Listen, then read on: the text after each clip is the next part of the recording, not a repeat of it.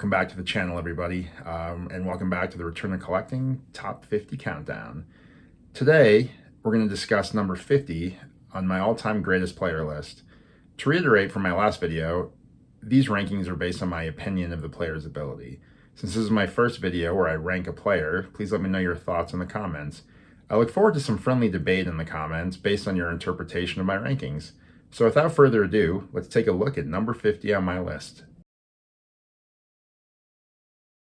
All right, guys, so as you can see from the Bob Feller 1938 Goudey card and the Bob Feller signed baseball, number 50 on the list of the greatest baseball players of all time, in my opinion, is Bob Feller. Bob Feller was born November 3rd, 1918 in Van Meter, Iowa.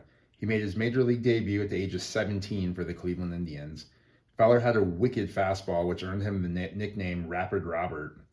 As you can see on the autograph ball, a very questionable recording of Feller's throwing a 107.9 mile per hour fastball was achieved in a super accurate way of throwing a baseball as a motorcycle sped by at 103. Clearly not the most accurate test.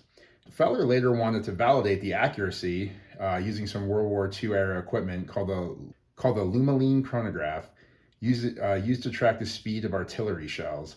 His first attempt hit the machine and caused some damage. Then they fixed it. The next one he threw went right through the hole and registered 98.6 miles per hour. Regardless, Feller is one of the hardest throwing pitchers of all time. So let's look at some numbers. He led the league in wins 6 times, including 27 wins in 1940. He led the league in ERA in 1940. He led the league in strikeouts 7 times, including 348 strikeouts in 1946. Since he led the league in 1940, he also won the Triple Crown that year. He led the league 4 times in shutouts. He also led the league 3 times in complete games and 5 times in innings pitched, so he could really go the distance.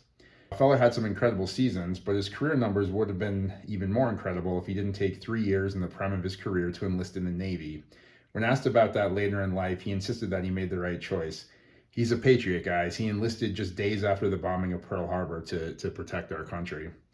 His career numbers were still nonetheless pretty impressive. 266 wins, a 621 win-loss percentage, a 325 career ERA, 279 complete games, 44 shutouts, 3,827 innings pitched, 2,581 strikeouts.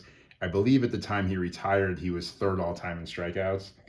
He was an 8-time All-Star, 1948 World Series champ, and he was inducted into the Baseball Hall of Fame in 1962.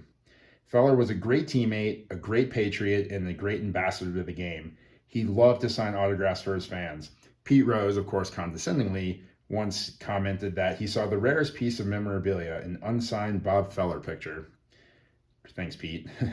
And Bob Feller, he passed away December 15th, 2010.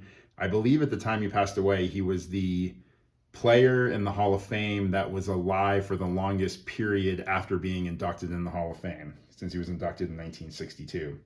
So that's Bob Feller, and that's why I rank him as the 50th best player in the history of baseball.